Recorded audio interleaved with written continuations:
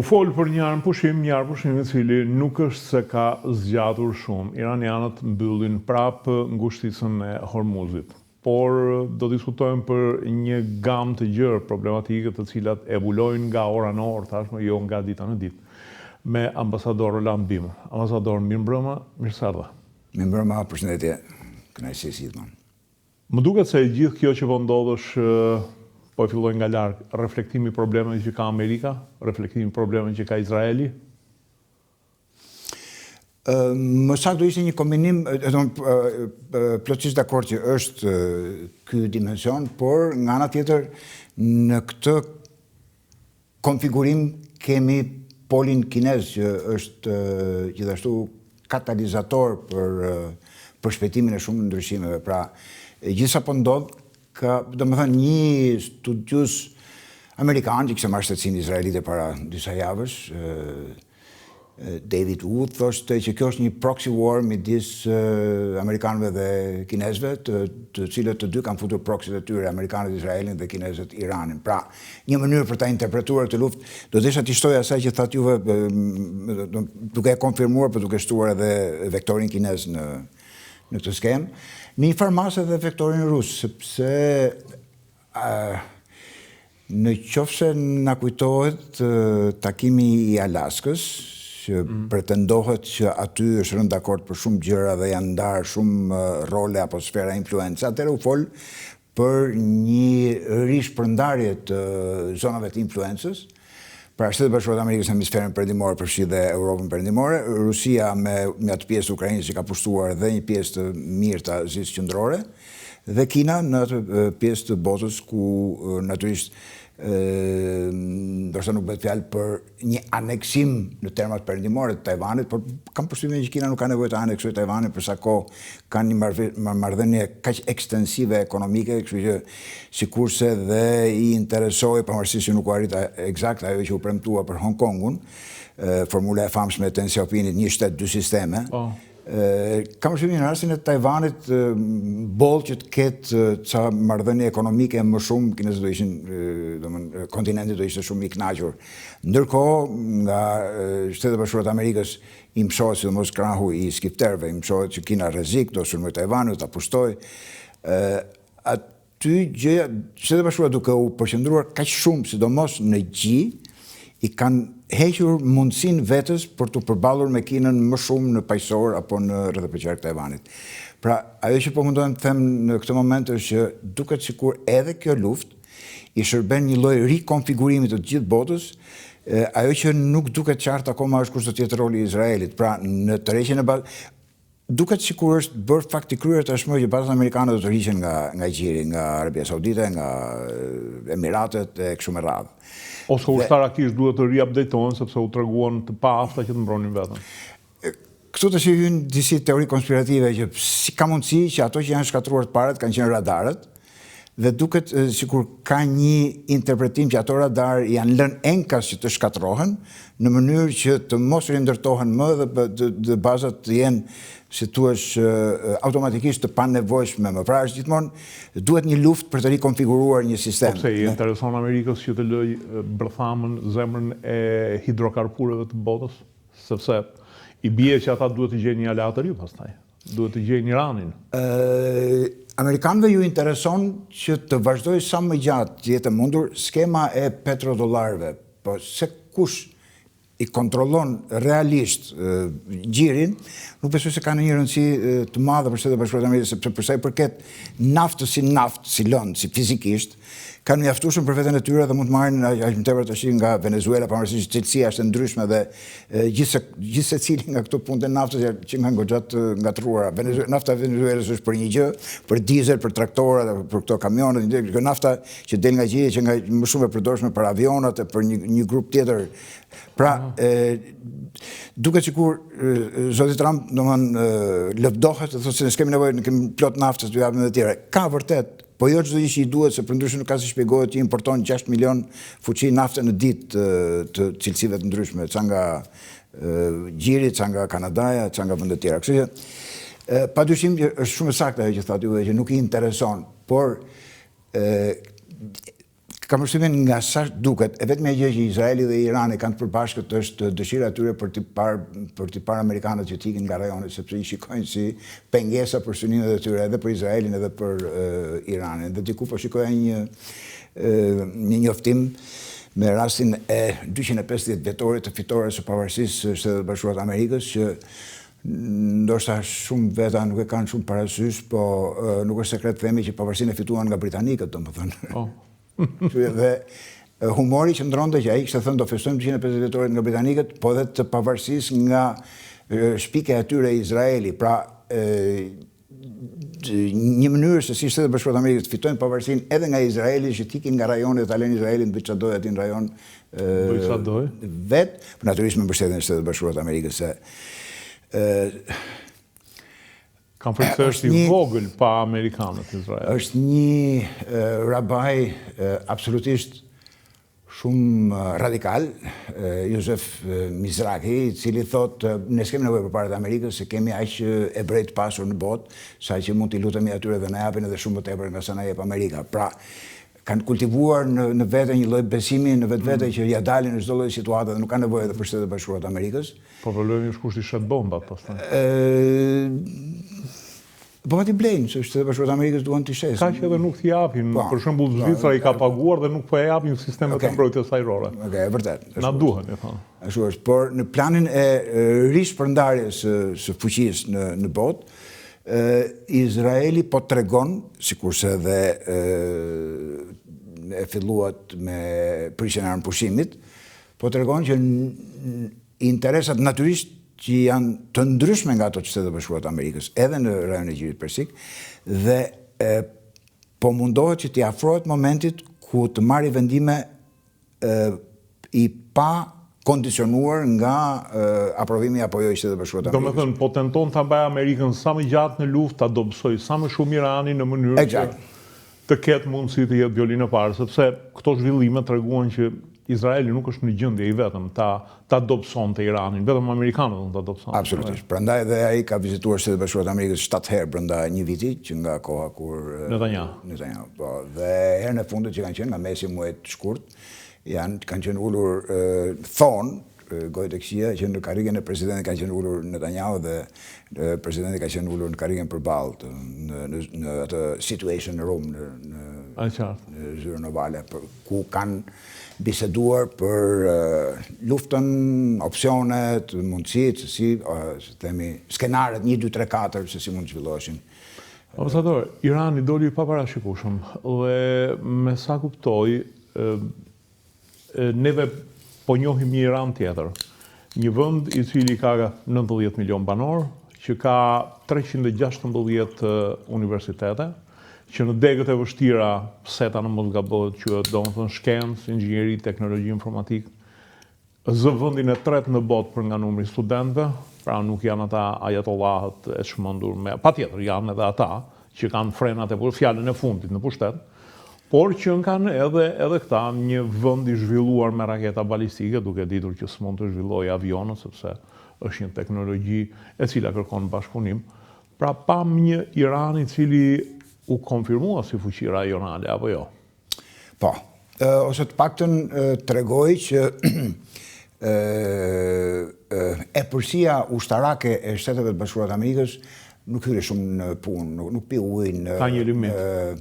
Në raport me mënyrën se si ishin përgatitur iranianët për ta përballuar, se kanë rreth 25-30 vjet që përgatiten dhe bile simulimi I fundit për bllokimin e ngushticës ka qenë 10-15 ditë përpara se të fillonte lufta, pra ata kanë qenë gjithë kohën në si është fjala, në war game, në manovra ushtarake, në ora lufte, duke modeluar të gjitha opsionet e mundshme se çfarë mund ndodhin, dhe jemi në këtë gjendje ku epërsia ushtarake e Shtetit Bashkuar të Amerikës nuk është materializuar dot në rezultate konkrete në terren, edhe për shkakun se me kalimin e kohës, Shtetet Bashkuara të Amerikës kanë zhvilluar një doktrinë ushtarake dhe një makineri ushtarake që disi është e prapambetur për kohën. Pra, sot duket që avantazhi është I raketave, dronëve, I luftës kibernetike dhe I narrativit. Do me thënë, po të kemi parasysh një luftë ka 4 komponente kryesore: narrativ, politik, ekonomi dhe ushtri.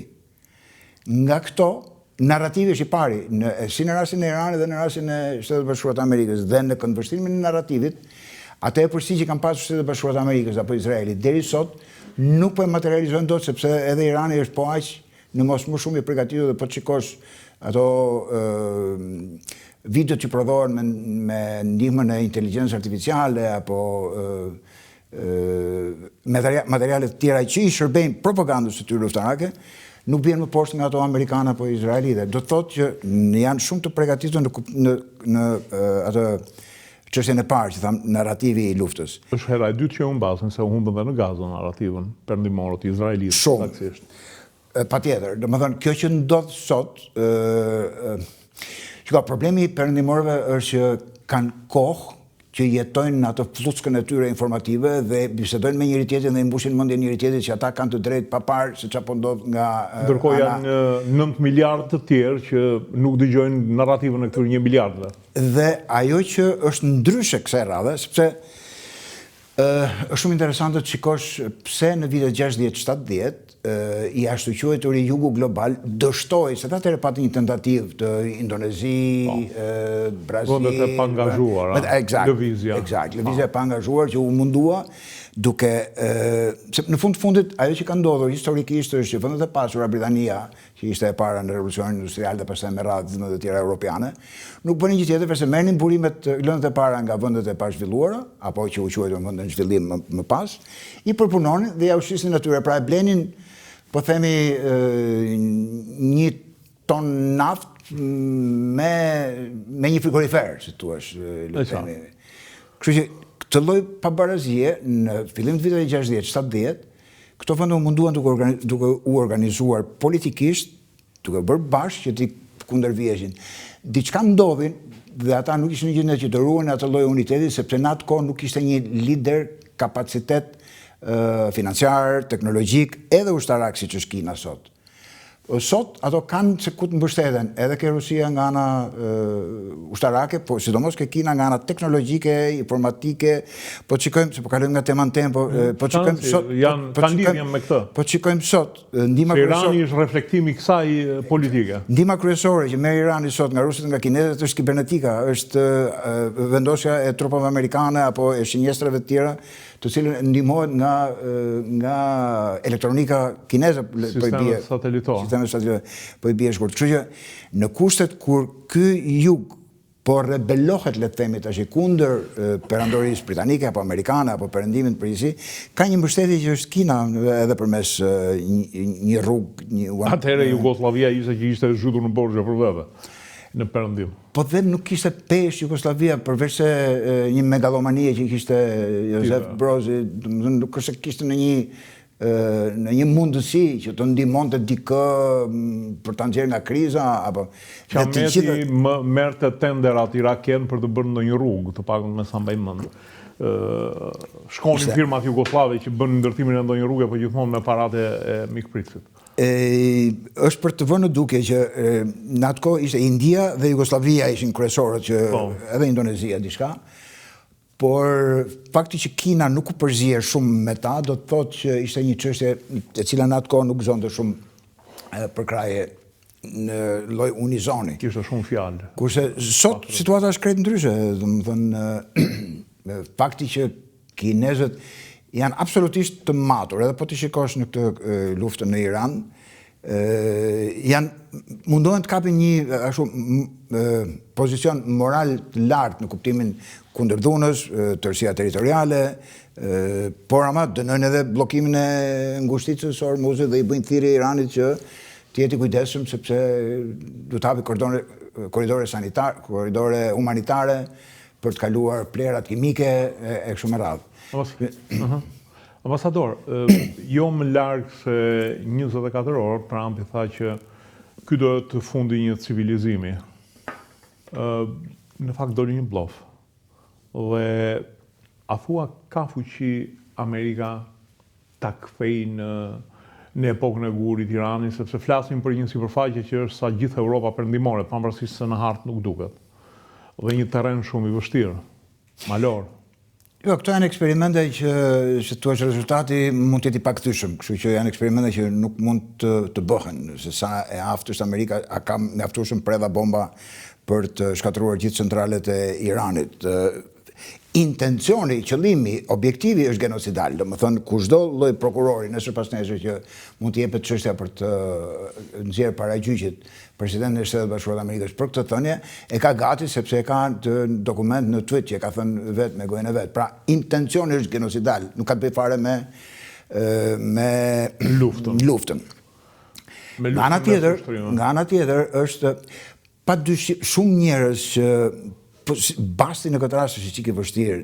Është një ekspert amerikan i çështjeve të Iranit, Trita Parsi, i cili sot konsiderohet profet që e kishte parashikuar që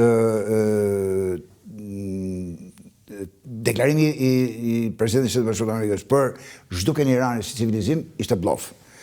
Dhe më pas kur u pyet për të dhënë një shpjegim për këtë, ai tha është po ta shikosh historikisht se si është sjell ky njeri në politik, edhe mandati i parë dhe tani, gjithmonë në momentin që ka bërë një deklaratë bombastike, që ka tërhequr vëmendjen e gjithëve, e ka bërë përpara se të merrte kthesën, pra përpara se të bënte Trump taco, që është shprehja Trump always chickens out, gjithmonë tërhiqet në momentin e fundit. Kështu sa më bombastike deklarata, sipas tia, por ma aq më pranë tërheqjes së presidentit jemi. Po ma, nga ana tjetër, si thash, Basti është tmerrsisht i rrezikshëm dhe delikat, sepse ti nuk mund të rrezikosh zhdukjen e një civilizimi bazuar thjesht në një analizë logjike. Por është fakt edhe kjo ana tjetër që ky president kështu është sjell, në momente të caktuara kur i është dashur të ndryshojë ka luetur me bllofin. Ajo që në këtë pikë, ajo që si thua logjikisht i ka qenë një goditje e madhe për Shtetet Bashkuara të Amerikës, edhe emocionalisht është një nga shtytjet kryesore, apo le të themi mbështetjet morale të Shtetit Bashkuar të Amerikës për të hyrë në luftë ishte për të rrëzuar regjimin e Ayatollahëve, që po vret popullin e vet. Ndërkohë, populli është më shumë se kur i bashkuar me Ayatollahët. Ayatollahët ka ardhur një brez i dytë të cilët nuk duket se janë aq mirëkuptues dhe aq paqësor me kundërshtarët. Po, domethënë nga ana e Shtetet Bashkuara të Amerikës dhe administratës, në moment që nisesh në luftë për të mbrojtur atë popull që ti thua mbas 2 javësh do ta zhduk fare. Domethënë ka një gjë që nuk fut ujë nga të kataranët si mënyrë arsyetimi, domethënë dhe kudo në botë 8 miliard njerëz mund të ketë shumë të metë edhe që nuk e analizojnë, por në përgjithësi të gjithë njerëzit e kuptojnë atë që nuk shkon, domethënë e kuptojnë atë që jemi shumë dakord që të shpëtohet populli iranian nga regjimi gjakatar i Ayatollahëve. Po jo duke zhdukur popullin iranian, se çka kuptimi ka të bësh luftë kur ti po e zhduk qëllimin e mirë të luftës. Domethënë 3-4 ditë mbas luftës, Shtetet Bashkuara të Amerikës e kanë humbur kontrollin mbi narrativin e luftës.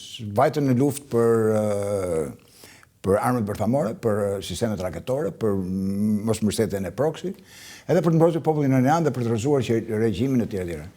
Sot, po të shikosh, bëhet fjalë për do ta zhdukim civilizimin, do të hapim ngushticën e Hormuzit, të mos ju gjuaj fqinjve, etj. Pra, kemi të bëjmë me ndryshimet objektivave shumë shpesh, që do të thotë... Edhe se më duket sikur ka kaluar nga sulmi në mbrojtje. Kështu duket, dhe objektivi kryesor që ishte për ndryshimin e regjimit duket sikur ka kaluar në plan të fundit. Nga ana tjetër, gjëja më e vështirë e kësaj lufte është që Shtetet Bashkuara të Amerikës dhe Izraeli janë bashkë, po janë edhe jashtëzakonisht të ndarë në objektivat e luftës. Izraeli ka objektiva të tjera. Mund të jetë një luftë e cila do t'i ndajnë, sepse pak kohë më parë dëgjoja intervistën e një generali italian, i cili thoshte që të gjithë neve shkojmë në luftë me aleat, Izraeli shkon në luftë me vëllan. Por mund të vijë një moment, thoshte, që këtij vëllai do t'i ndahen interesat dhe Izraeli do gjendet i vetëm. Dhe atëherë, si doja dalë, thoshte ky Izrael të përballet me kaq shumë kundërshtar dhe kaq shumë numerikisht dhe financiarisht të fuqishëm? Mos është i duhet që edhe do t'i ndaj pozicionin ndarjes? Nuk e di se si e mendojnë, por është fakt që Naftali Bennett, që ka qenë kryeminist dhe do të jetë, mendohet që do jetë prapë kur të mos jetë Netanyahu, thot që ne nuk na do njëri. Kështu që i kemi provuar për 3000 vjet që të na duan dhe nuk na do njëri. Kështu që ose do duhet të na respektojnë për ata që jemi, ose të na respektojnë nga frika. Pra, mentaliteti i atyre njerëzve sot në Izrael... Po sigur janë shumë pak numerikisht që ta harrin këtë. Ky është arsyetim logjik. Sepse Gjermania ishte 80 milion në momentin kur filloi luftën e dytë botërore dhe nuk ja doli. Ky është arsyetim logjik. Po nëse 85% e njerëzve në Izrael mendojnë që arabët duhen vrarë, ato palestinezët duhet të spastrohen etnikisht, të thotë që kemi të bëjmë me një entitet aty afër, një entitet i cili nuk gjykon si pjesa tjetër e botës, gjykon ndryshe. Ndoshta për shkak të rrethanave në të cilat kanë jetuar, ndoshta për shkak të kërcënimeve nga terrorizmi e kështu me radhë. Por ne po merremi me faktin, tash nuk po analizojmë pse është kjo situatë. Në përgjigje të pyetjes që a do ja dalin dot apo jo, unë nuk di nëse do ja dalin, po di që në këtë rrugë janë nisur që të përballen një krye negociator i Izraelit për paqen me Palestinën, tash jeton në Londër, nuk më kujtohet emri. Ai thotë që kryeministri aktual pak merakoset se çfarë do të vi më mbrapa. Pra, momenti i Izraelit sot është ku po humbet një pjesë të mirë të mbështetjes në Shtetet Bashkuara të Amerikës. Rinia, një pjesë e mirë e rinisë amerikane, ka mendim tjetër nga baballarët dhe prindrit e tyre për Izraelin, dhe e ardhmja politike e Izraelit në Shtetet Bashkuara të Amerikës në masë është shumë e dyshimt. Por kjo për kryeministrin aktual të Izraelit është një gjë që pak rëndësi ka, pra të marrim sa të mundemi nga Shtetet Bashkuara sot, pastaj nesër u bë qameti, domethënë nuk ka bën Zoti mirë. Bën Zoti mirë. Kështu ne të marrim sa të mundemi shumë. Amerikanët, izraelitët po humbasin peshë në politikën e brendshme të Amerikës dhe amerikanët po humbasin peshë në botë. Të dyja këto probleme nuk janë problemet e mia, thot kryeministri i Izraelit, janë problemet e amerikanëve dhe ata le të zgjidhin vetë problemet e tyre. Unë kam problemet e mia dhe për sa kohë jam në gjendje që ti përdor amerikanët për interesat e mia, do t'i përdor. Këtë pak a shumë këtë ngjyrim i jep tek kryenegociatori që sjelljes së kryeministrit të Izraelit. Është qartë. Ambasador, ndërkohë amerikanët vetë janë në një situatë pa krye. Pra folëm që e filluan me një strategji agresive, sulmuese, dhe tashti kalojnë saqë janë kthyer edhe në me kur thuhet që kërcënon hap një ngushtuesin e Hormuzit që ishte e hapur para kësaj lufte. Nuk është faj i iranianëve pse u detyruan ta mbyllin nga lufta, nga gjendja në luftë. Doja t'ju pyes diçka, juve keni edhe shumë informacion edhe lidhjet që keni me vetë botën amerikane. Operacioni për shpëtimin e pilotit, mua më duk më tepër si një provë zbarkimi, se të lësh 2 avion transporti, 2 helikopter, në mos gaboj lanë rreth 8 mjete, se ngecën në rër. Duket shumë qesharake edhe për një pilot kaçatori, lere më për ekspert ushtrisë më të fuqishme në botë. Ndërkohë flitet që ka pasur të vrarë në këtë operacion, janë pamjet filmike ku fshatarë iranianë qëllonin me automatik helikopterët, sepse me sa duket aty që nga gjithë populli ushtar, sidomos në këto zona fshatare. Pra mos ishte një tentativë për të parë zbarkimin tokësor aty, një rrugë e dy punë, edhe shpëtojmë pilotin. A ka pasur një krah amerikan që thot ta pushtojmë ushtarakisht me çizmen e ushtarit në tokë, duke menduar që sa kollaj e patëm me Irakun?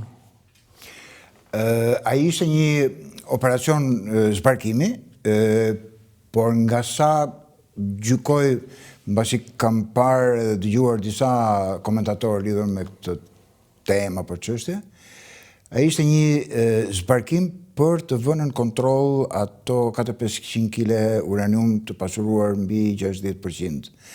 Pra, aksioni nuk kishte për qëllim të provonte se si mund të kontrollohet Irani nga toka, pra nuk ishte qizmi anë tokë, le të themi, po kishte një objektiv si që ishte në vitin 80, ai zbarkimi për të shpëtuar pengjet në Iran që dështoi, domethënë.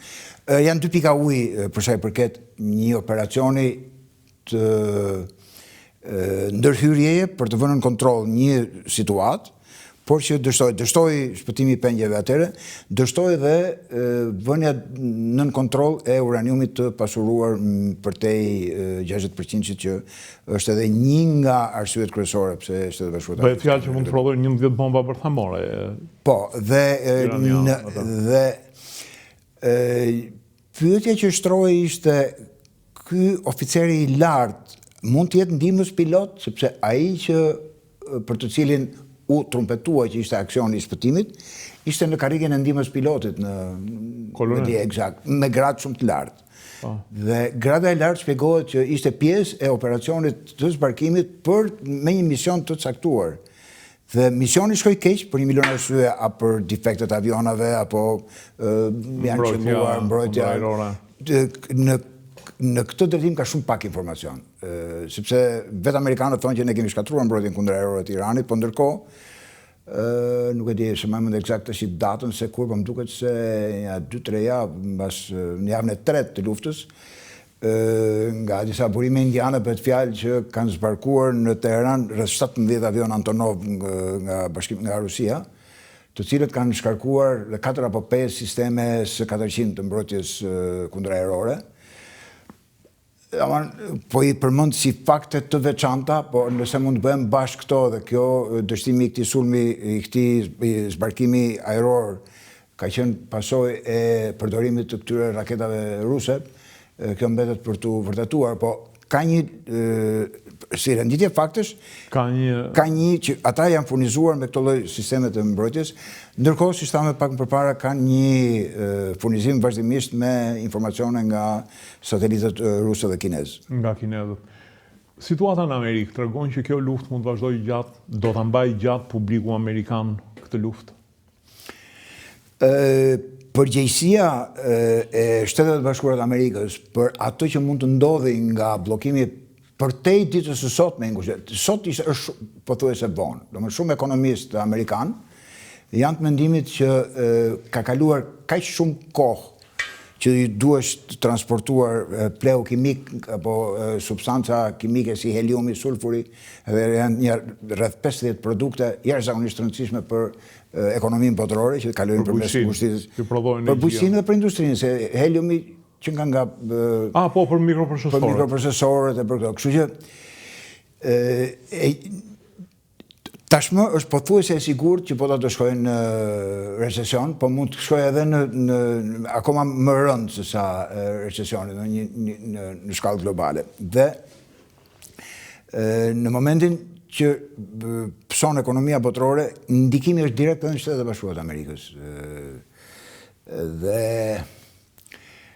për momentin jemi ke 39 trilion dollar borx, rreth 1.2 trilion janë vetëm interesat që duhen paguar dhe Shtetet Bashkuara të Amerikës po marrin borx për të paguar borxhin dhe ankandi i fundit i bonave të thesarit që u bë tregoi që interesi ka vajtur deri në 4.5%, pra në momentin që rritet interesi i bonave të thesarit tregon që situata, besimi ndaj dollarit fillon e bie, pra nuk ka dhe aq kërkesë për të bler dollar, si pasojë rrit interesi.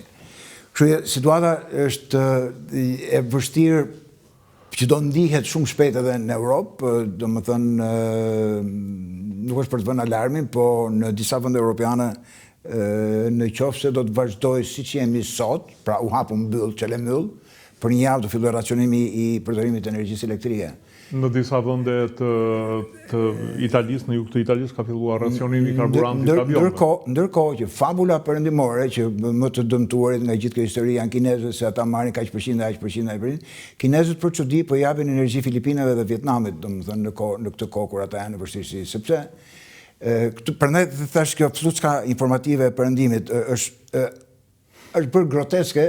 Se si thonë, po ato gënjeshtra që i thonë sot i thonë dhe nesër dhe pastaj i besojnë që janë vërteta. Ndërkohë që del gjithë baza industriale e Kinës që mund të preke nga mungesa naftës, punon ka me qymyr. Studimet, informacionet që qarkullojnë tash thonë pse nuk e ndjejnë kinezët, sepse aty ku prodhohet, ata i kanë me termocentrale me qymyr, nuk i kanë me gaz apo me naftë. Dhe përveç që kanë rezerva nafte, më duket për rreth 6 muaj, 1.4 miliard fuqi nafte depozita. Dhe ndërkohë që marrin masat dhe furnizohen edhe nga diçka pak nga Malezia, pak nga kanë shtuar. Po përshpejtojnë edhe punimet për naftësjelljen e dytë. Ndërkohë që vazhdojnë marrin naftë përsëri nga gjiri, pra cisternat që çojnë naftën në Kinë, Irani i lejon. Dhe më e bukur e gjithave është që gjatë këtij muaji iranianët kanë fituar më duket një 16 miliard dollar, sepse nëse para luftës e shistin me rreth $40 fuqin, për shkak se edhe kur ishte çmimi 60 ata aplikonin një lloj discounti në mënyrë që të shitej nafta atyre se ishin në embargo. Kështu që tash që ka pasur 110, 120, diku edhe më shumë dhe po shesin pa hesab sepse është jashtëzakonisht groteske e gjithë situata. Domethënë ata janë nën sanksione, por papritmë se Shtetet Bashkuara të Amerikës heqin embargon edhe për Rusinë që t'i shesin naftë Europës, edhe për Iranin që t'i shesin naftë, sepse mungesa e naftës në tregun botror rrit çmimin në Shtetet Bashkuara të Amerikës. Kështu që vetë Scott Bessent i Thesarit, sekretari i Thesarit apo vetë presidenti kanë ndërmarrë këto masa gjoja të përkohshme, por nuk ka rast më të mirë se sa një luftë për të çbërë një politikë që ti i e nisur ta çbësh.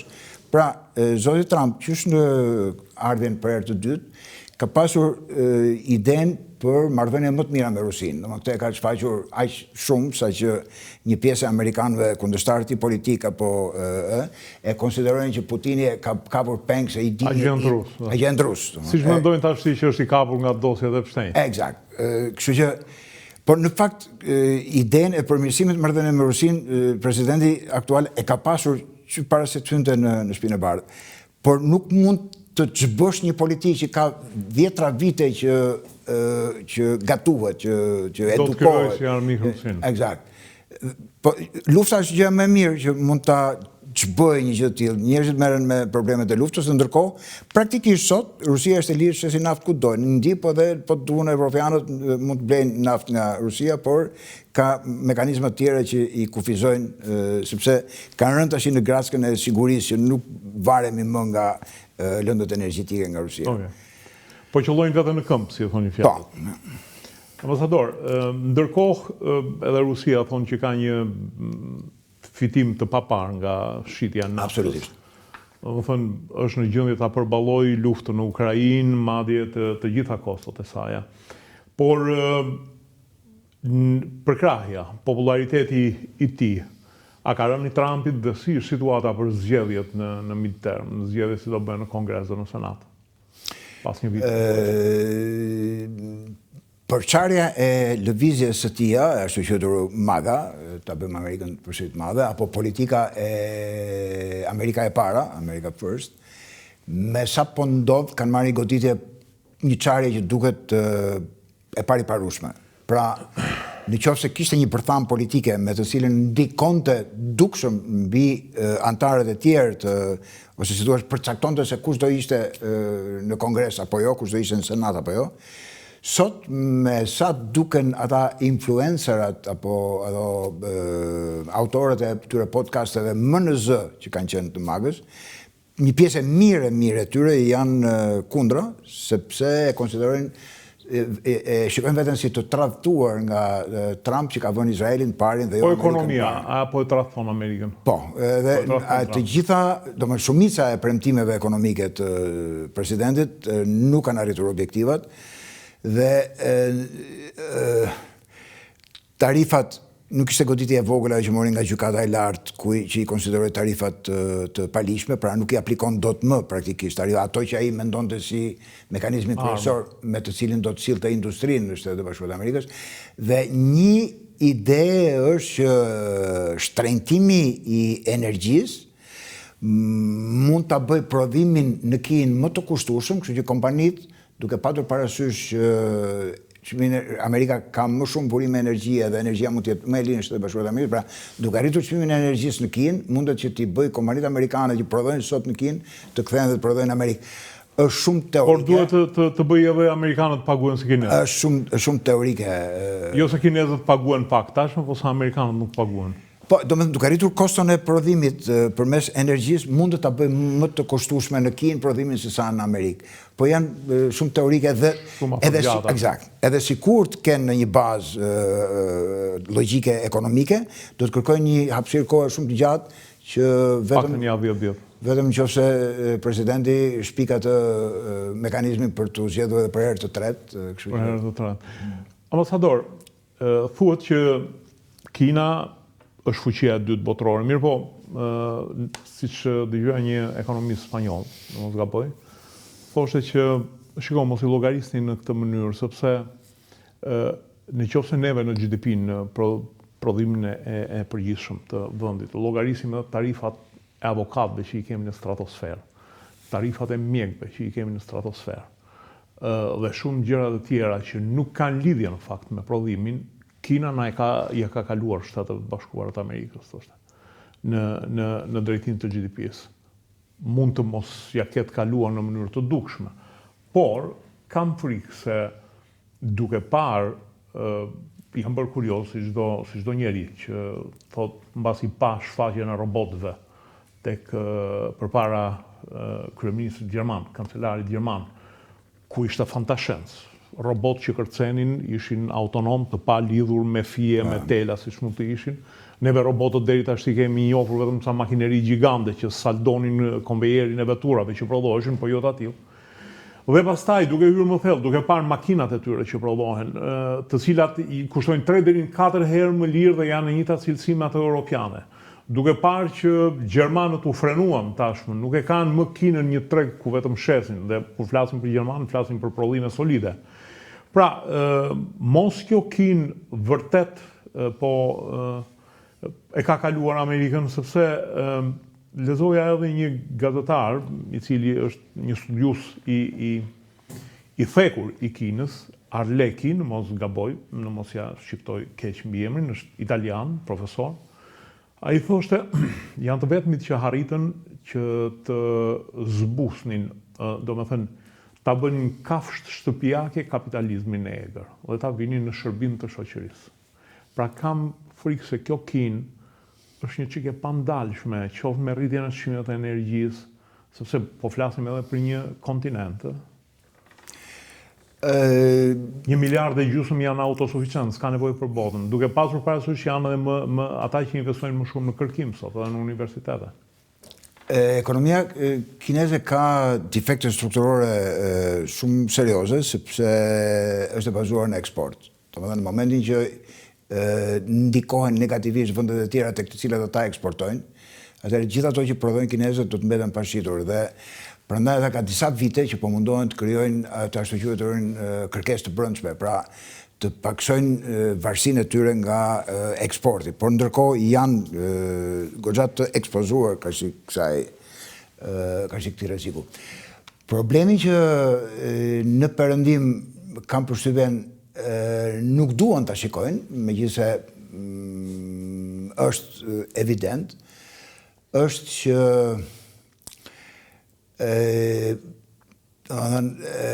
Kina është një model ndryshe i organizimit shoqërisë. Pra, në perëndim është evidente lidhja e politikës me ekonominë, lidhja e politikës me oligarkët, lidhja e politikës me, po themi, ishte Elon Musk ai që zgjodhi presidentin e Shtetit Bashkuar të Amerikës, është Miriam Adelson, ajo e lobit izraelit, që jep 100 milion, 200 milion, 350 milion, sa të doj presidenti, Bolt njofi të çojë ambasadën në Jeruzalem, apo të njofi lartësi. Dua të them, influenca e paras në politik, në perëndim, është e dukshme, nuk kam më nevojë ta fshesh. Nëse kam 2 minuta kohë për të thënë një diçka që mua më ka tërhequr shumë vëmendjen. Nga viti 97, kur është marrë vendimi në çështjen Buckley versus Valeo. Në vitin 2010, Komiteti Qytetarëve kundër Komisionit të Zgjedhjeve janë 2 vendime që kanë hequr çdo lloj kufizimi për kontributet në para në fushata elektorale. Kështu që në Shtetet Bashkuara të Amerikës. Vërtet Shtetet Bashkuara të Amerikës që nga krijimi i etërve themelues në 1776, nuk është se ishte në një shtet ëngjëllor, domethënë gratë nuk kishin drejt vote, zezakët nuk kishin drejt vote, vetë ata që bën atë kushtetutën më demokratike të botës ishin sklavopronarë, ishin pronarë sklevesh. Kështu që nuk është kampi i parë i shfarosës i Anderson Vili nuk është për të thënë që por ama ato parime demokratike që përshkruan Alex Tocqueville ke libri Democracy in America ishin vërtet funksionale dhe ishin ato që e bën atë Amerikë që fitoi luftën e parë botërore, që i dha atë kontribut të jashtëzakonshëm në luftën e dytë, që ishte ajo shtëpia e ndritshme në Koder, apo që luftonte për drejtat e njerëzit, për demokracinë në botë.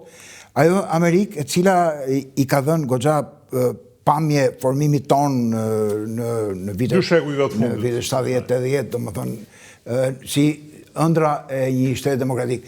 Sot influenca e paras është jashtëzakonisht e madhe, çka nuk është në Kinë. Po të shikosh para një vit apo 2, dhura politike e Kinës me këtë zotin president Xi Jinping ka bërë ç'është e mundur që ndikimi i paras direkt në politik të jetë sa më i vogël. Po ky nuk është ndryshim, nuk është dallim i vogël, është dallim shumë i madh. Dhe ky është burimi pse vendimet që merren në Kinë janë shumë herë më afër interesave të masës së gjerë të njerëzve se sa që janë në perëndim. Po të shikosh në Shtetet Bashkuara të Amerikës, polarizimi i shoqërisë është i asaj shkalle sa që vërtet është nga ato momentet kur perandorit janë në fazën e tyre i afrojnë fazës tyre të fundit. Në qoftë se kemi 4-5 faza apo 6, në varësi se si i grupojmë. E para është kur rriten shumë shpenzime ushtarake, e dyta është kur rritet borxhi, e treta kur kalohet një inflacion, pastaj merret borxh për të shlyer borxhin. Fillojnë kontradiktat, polarizimi i shoqërisë në të ardhurat ekonomike dhe kontradiktat politike. Shtetet Bashkuara të Amerikës janë sot në këtë fazë, faza 4-5, ku polarizimi është i jashtëzakonshëm dhe kontradiktat politike brenda vendit janë shumë të mëdha. Kështu që në këtë kanë kontribuar pikërisht edhe pjesëmarrja jashtëzakonisht e madhe e paras në zgjedhjen e figurave politike. Në këtë këndvështrim, sistemi politik kinez na pëlqen apo s'na pëlqen? Dikush mund të thotë komunist, po s'ka asgjë gjë të përbashkët. Ajo që ka ndodhur në Kinë në këto 10-15 vjet të fundit s'ka asgjë gjë të përbashkët me komunizmin. Është një shtet perandorak sikurse e kanë pasur kinezët historikisht në historinë e tyre. Pra ku meritokracia ka një lloj kuptimi. Pra, ti nuk mund të bësh absolutisht asgjë gjë nëse nuk kalon atë që quhet Gaokao në Kinë, provimi, nuk e di si mund të quhet, provimi shtetëror, le të themi, që mund të kalosh përpara pastaj për të bërë një shkollë të lartë apo për të marrë pjesë në administratë. Dhe nga ana tjetër, ndonse ky sistem politik ka disa avantazhe, ajo që është avantazhi kryesor superior i Shtetit Bashkuar të Amerikës, i amerikanëve në përgjithësi, është kreativiteti dhe inovacioni. Mënyra kineze e organizimit të shoqërisë nuk le shumë hapësirë për kreativitet dhe inovacion.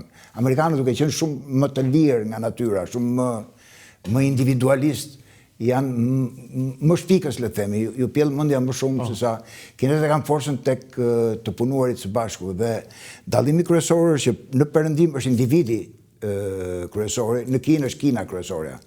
Pra një kinez nuk thotë që unë jam më i mirë, por thotë unë jam se është Kina. Dhe në një farë mënyrë bashkëpunojnë të gjithë për ta bërë Kinën të fuqishme, duke qenë Kina e fuqishme, jemi edhe neve mirë. Perëndim kam përshtypjen që vjen individi i pari, pastaj interesohemi edhe për... Dakor, por kur kinezët kanë bërë me mijëra kilometra, italianët nuk po përfundojnë dot hekurua nga 30 kilometra, është edhe ky. Absolutisht, këto janë avantazhet e të qenit i populli disiplinuar, i organizuar. Zakonisht popujt të disiplinuar, për shembull marrim rastin gjerman, janë më të avantazhuar në kompeticionin botror, megjithatë mbetet për të parë. Në kompeticionin ndërshtetror, por po të shikosh për shembull në këtë garën e inteligjencës artificiale janë goxha larg Shtetet e Bashkuara të Amerikës, kinezët akoma. Amerikanët kanë kanë një avantazh të dukshëm. Ambasador, përmendet perandorin. Po bie perandoria amerikane apo po bie Amerika? Dhe në qoftë se po bie kjo perandori, domethënë gjithmonë perandorit bien, por nuk është se rroposen, bithisen brenda. Ngushtohen, derisa vjen ai momenti pastaj që edhe zhbëhen fare. Por mendoj që ndoshta jemi në momentin e ngushtimit dhe do të pyetja e dytë ishte, ne do jemi brenda këtyre kufive apo jo? Shiko, ta filloj nga kjo e fundit, ne për sa kohë nuk shfaqim asnjë lloj ambicie për të pasur një identitet nacional, por ne kërkojmë të hymë në Europë si një shprehje gjeografike, domethënë si një popullat e cila kanë një shprehje përmetar, denk pa mark, e cila ka nevojë për, domethënë ne konsiderojmë Bashkimin Evropian një automat të parash, një bankomat, që shkojmë të fusim kartën të marrim para. Nuk e konsiderojmë një pjesëmarrje në një shtëpi të përbashkët, që ti je i detyruar të sjellësh diçka në tavolinë dhe pastaj të ndahet bashkërisht midis të gjithëve. Në këtë këndvështrim ne themi nuk kemi nevojë as për këtë, aman vetëm na fusi, po për çfarë do na fusi? Përse do shkojmë? Dhe nuk ka asnjë përpjekje më minimal. Po ta shikosh, procesi i integrimit të Shqipërisë është spontim detyres që na lë Bashkimi Evropian. Nuk është spontim i përmirësimit të nivelit jetesës në Shqipëri, jo në kuptimin material, se aq janë mundësitë në vend i varfër, e pazhvilluar, po të paktën në mënyrën e funksionimit të shoqërisë, për të paktën në mënyrën e funksionimit të shtetit ligjor, pra njerëzit të marrin çik kulturë europiane dhe neve, mos hedhim plerat ose të lëm të ascensor. Po ato plerat janë kulturë, po duan edhe shtet ligjor në kuptimin e gjuhës. Po kjo është kultura europiane.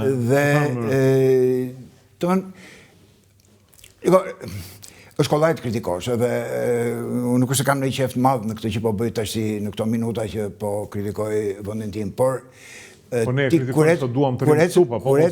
ecën rrugës dhe i ke motora, bicikleta, këmbësor, të gjithë të kokolepsur me njëri tjetrin, nuk është një pamje që shikon në Europë, domethënë, kur shikon një qytet shqiptar, nuk është një pamje që ti e ndesh në pjesë të tjera dhe do të thoshë çfarë rëndësie ka pamja. Patjetër që ka një rëndësi të caktuar në mënyra se si njerëzit sillen me ambientin që i rrethon. Dhe në këtë drejtim ka të bëjë shumë edukata që marrin që në familje, në shkollën, po ka të bëjë dhe rendi si ruhet, sa të përgjegjshëm janë ata që janë të ngarkuar me detyrën e ruajtjes së rendit. Domethënë, në qoftë se në fund të fundit, unë nuk e di se sa fail është në koshiencën e këtyre që na drejtojnë, fakti që marrëdhëniet e shtetit me qytetarë janë marrëdhënie kontraktuale. Po ti thosh pak në Austri e kupton më njëherë që marrëdhëniet janë kontraktuale. Ti paguan ca para në formën e taksave, që shteti të japi ca shërbime në formën e arsim, shëndetësi, rend, ku diun mbrojtje nga jashtë shtetit e kështu me radhë. Në raportin e detyrimeve të qytetarit ndaj shtetit, kam përshtypjen që s'ke nga jamban se do t'i paguash ato taksa, nuk e nga jamban. Kur vjen puna tek ato detyrime që ka shteti ndaj teje, shteti bën bisht edhe ikën çefet, ikën drejtim paditur edhe në shëndetësi, edhe në arsim, edhe në rend, edhe në ligj, në gjykata, në këtë ligj aq më tepër. Në këtë këndvështrim do duhet që ne të ndjenim Europën dhe jo do shkojmë ne në Europë, po të vi Europa këtu, se duke shkuar në Europë s'ngelet më njëri në Shqipëri, do ikin gjithë në Europë. Dhe praktikisht edhe fjalori që përdoret, kam përshtypjen, nuk është më i goditur, do shkojmë në Europë. Ne nuk kemi se të shkojmë në Europë, ne do bëjmë një vend europian, duke ndënjur këtu të jetojmë si në Europë.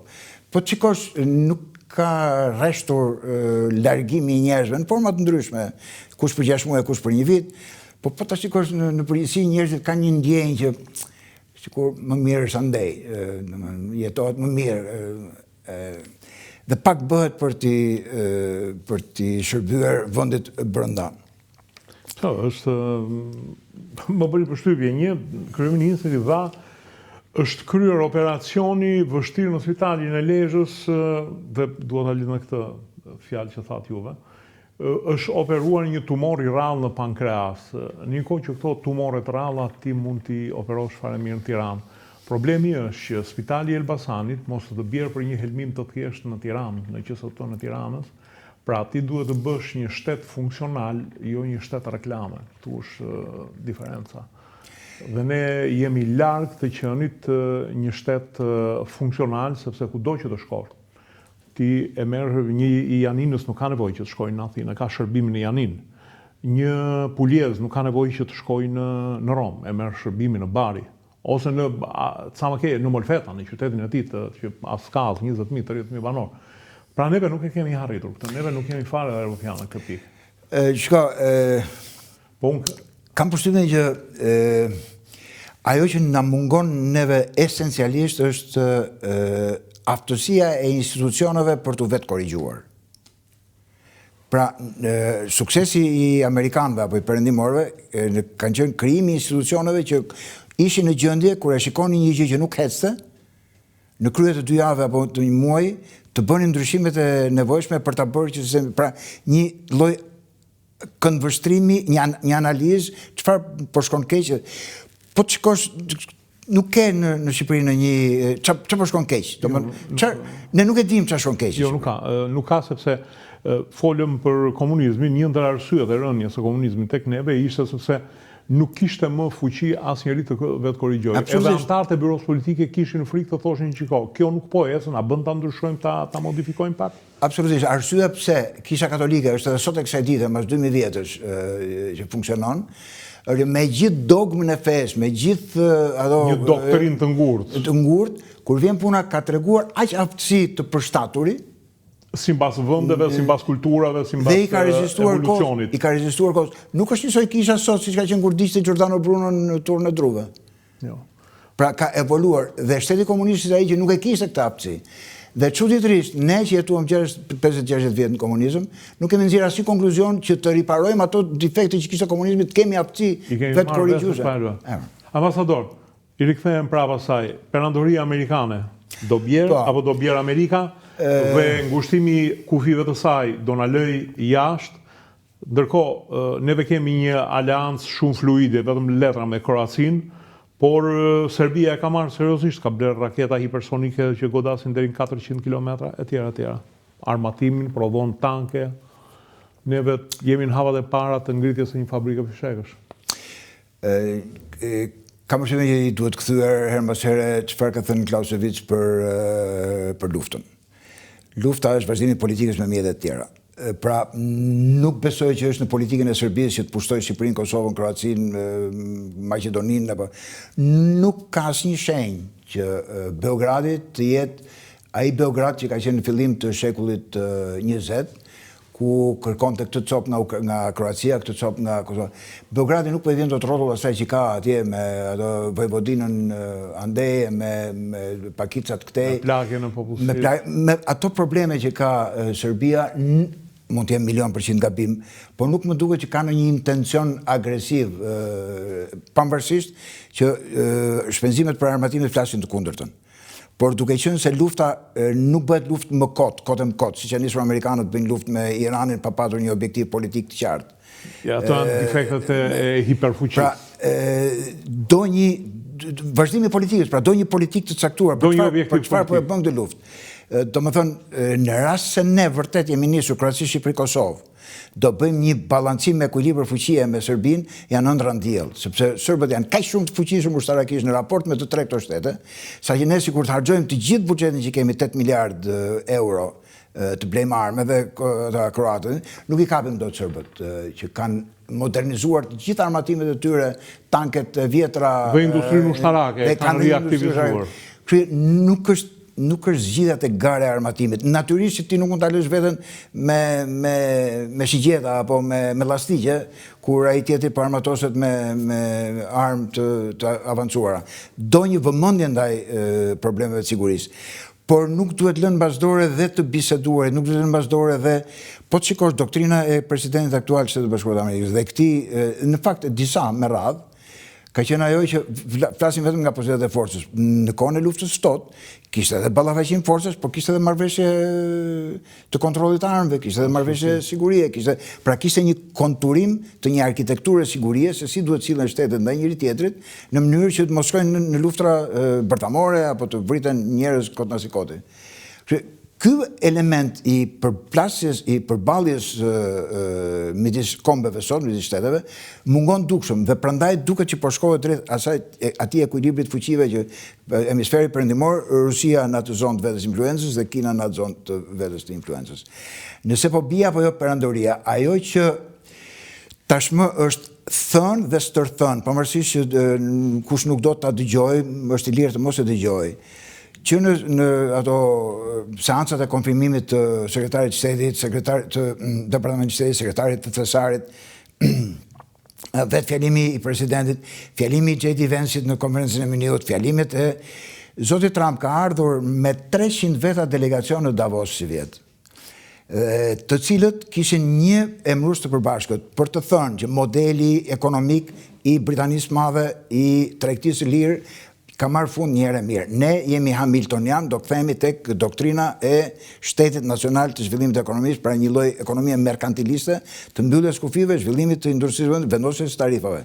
Dhe i ka bërë një shpjegim jashtëzakonisht hollësishëm, është një person me emrin Jamieson Greer, në Davos, ka një shpjegim gati 1 orë e 10 minuta, se kush është strategjia e zhvillimit ekonomik së Shtetet Bashkuara të Amerikës. Pra në këndvështrimin politik është ndarja përfundimtare, pra në qoftë se 250 vjet përpara fituan pavarësinë nga anglezë, nga Britania, duke i përzënë ushtrinë britanike, tashti duan të fitojnë pavarësinë nga Britania si model ekonomik i zhvillimit. Pra në këtë këndvështrim është një shkëputje nga perandoria britanike, roli i ri që duhet marrë Shtetet Bashkuara të Amerikës. Në këtë proces ka 1 milion pengesa, nuk është kaq i thjesht sa që mund të duke i fillimisht, pra do shkëputemi dhe kaq. Sepse gjithë mekanizmat financiare janë kaq të ndërlidhura me njëra tjetrën sa që nuk i shpëton dot. Dhe ajo që i jep shpjegim më mirë gjithë çfarë po ndodh sot, është në qoftë se krijon një kuadër analitik të kompleksit financiar, të kompleksit ushtarak dhe të kompleksit teknik. Pra, përplasjet dhe ekuilibrimi i këtyre forcave me njëra tjetrën është ajo që po mundohet të pozicionojë Amerika sot. Okej, po ku do t'i mbaj kufit, në Rumani?